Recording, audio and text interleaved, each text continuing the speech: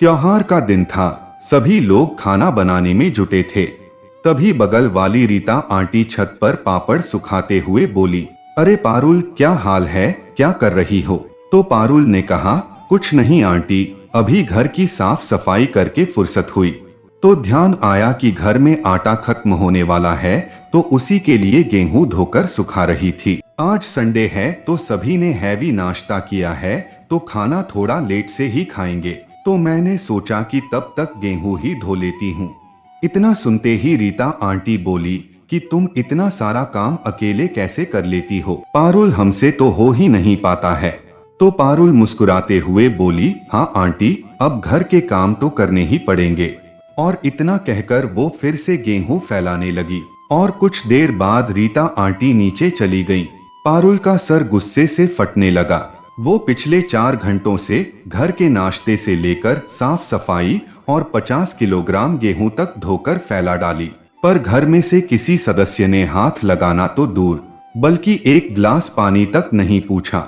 पारुल का भी शरीर अब दर्द से टूट रहा था और इस दर्द में घर वालों का ये रवैया देखकर वो छत पर ही सुबुक सुबुक के रोने लगी। रोज का ही ये नाटक हो गया था। उसकी सास, जेठानी और देवरानी सभी उसके साथ हमेशा ऐसा ही करती थीं। उसे काम में फंसा देती थी और खुद बुखार आने का नाटक करके बिस्तर में घुस जाती थीं, या बच्चों को संभालने और मालिश वगैरह में जुट जाती थीं। पारुल की जेठानी के एक बेटा था 10 साल का और देवरानी के भी एक छोटा बेटा था लगभग 1 महीने का, पर पारुल की 2 बेटियां ही थीं। बड़ी बेटी 10 साल की और छोटी 2 साल की, इसलिए भी पारुल की सास पारुल पर दबाव कुछ ज्यादा ही बनाती थी। पारुल की सास के साथ साथ कभी कभी पारुल की देवरानी जेठानी भी उस पर हुक्म चलाती थी। आज भी उसकी सास मीना जी ने कहा कि पारुल, बढ़िया सा सबको नाश्ता खिला दो, तो सब लोग मिलकर घर की साफ सफाई कर लेंगे, फिर गेहूं धो लिया जाएगा और कल पापड़ बनाया जाएगा। पर नाश्ता करने के बाद तो जैसे लगा कि घर में कोई है ही नहीं। सभी जेंट्स अपने अपने दोस्तों से मिलने बाहर चले गए और घर की औरतें अपने अपने कमरे में कूलर चलाकर आराम करने लगी।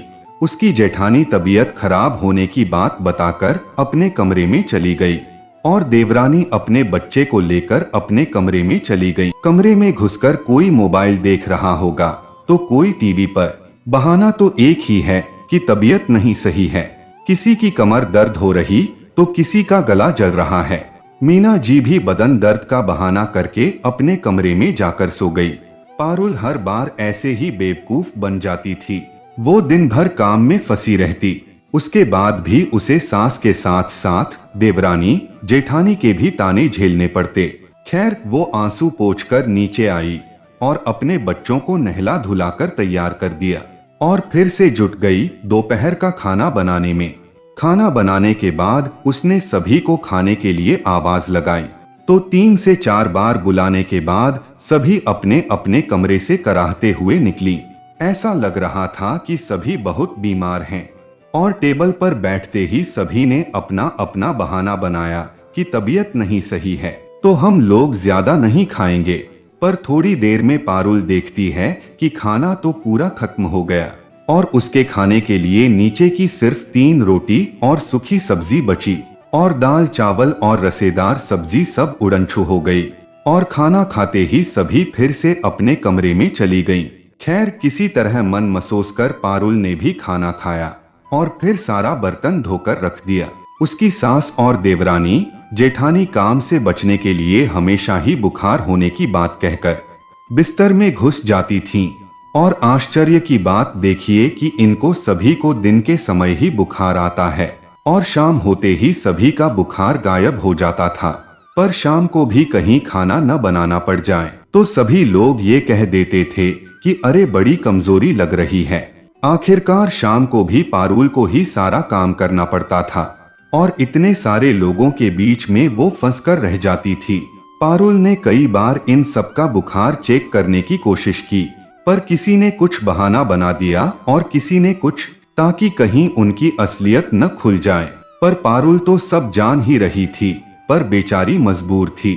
अब तो धीरे धीरे पारुल को भी लगने लगा था कि वो बहुत ज्यादा बीमार पड़ने वाली है, क्योंकि इतने दिनों की थकान से उसकी शरीर भी देने लगी थी। घर पर किसी दिन दही बड़ा बनाना हो तो पारुल याद आती थी, बड़ी बनानी हो तो पारुल याद आती थी, गेहूं धोना हो तो पारुल याद आती थी, बल्कि घर में कोई मेहमान भी आ जाए तो उसकी आवभगत के लिए भी सभी को पारुल ही याद आती थी। पर कभी कोई पारुल की थकान या तकलीफ के बारे में नहीं सोचता था। कभी कभी पारुल ये सब बातें सोचकर अकेले कमरे में बैठकर रोती भी थी कि कैसी जगह मेरी शादी हो गई है। खैर 2 दिनों बाद पारुल की सासू माँ का जन्मदिन था, तो सबसे छोटे बेटे यानी पारुल के देवर सुधीर ने कहा कि हर बार तो बच्चों का जन्मदिन मनाया ही जाता है, तो क्यों न इस बार माँ का जन्मदिन अच्छे से मनाया जाए। तो घर के बाकी लोगों ने सुधीर के इस प्रस्ताव पर अपनी सहमति की मुहर लगा दी। घर के सभी लोग माँ के जन्मदिन को लेकर काफी उत्साहित थे। दिन भर बैठ के लिस्ट बना ली गई कि किसे बुलाना है किसे नहीं, और अंततः 50 लोगों की लिस्ट बनके तैयार हो गई जो माँ के जन्मदिन में आने वाले थे। जन्मदिन की सारी सजावट और मेहमानों के लिए प्लेट, ग्लास, कटोरी वगैरह की जिम्मेदारी सुधीर की ही थी और खाने की जिम्मेदारी घर की तीनों बहुओं की थी। खैर सुधीर ने तो अपना काम बखूबी कर दिया। उसने बहुत ही सुंदर तरीके से पूरे घर को सजा दिया। हर जगह लाइट, जगह जगह हरी, लाल, पीली झंडियों से उसने पूरे घर को सुंदर बना दिया।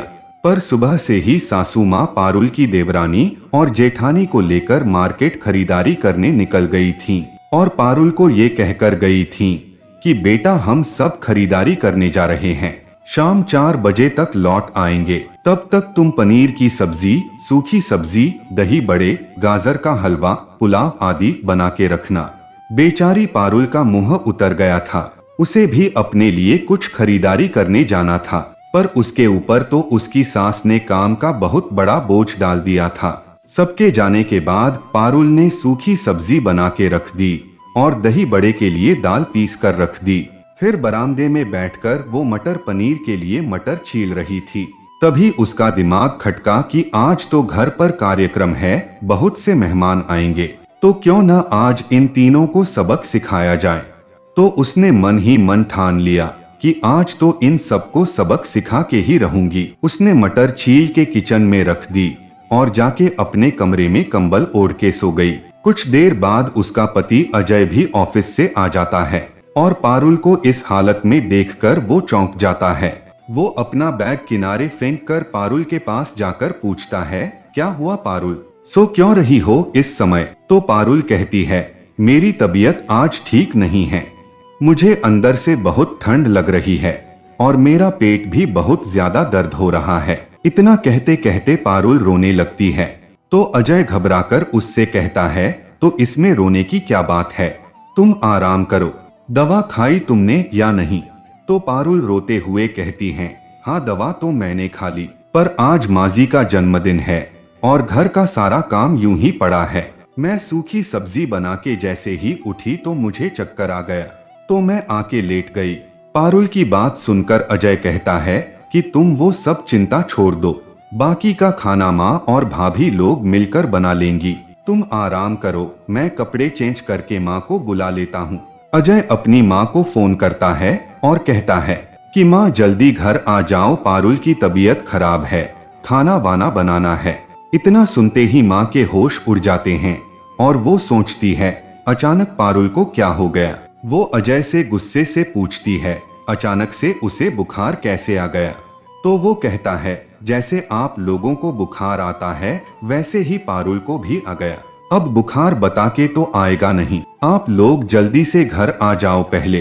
खैर तीनों लोग जल्द ही घर पहुंच जाते हैं और पारुल को इस हालत में देखकर चौंक जाते हैं। अजय की माँ चिढ़ते हुए पूछती है, अभी तक तो तू सही सलामत थी, अचानक तुझे क्या हो गया?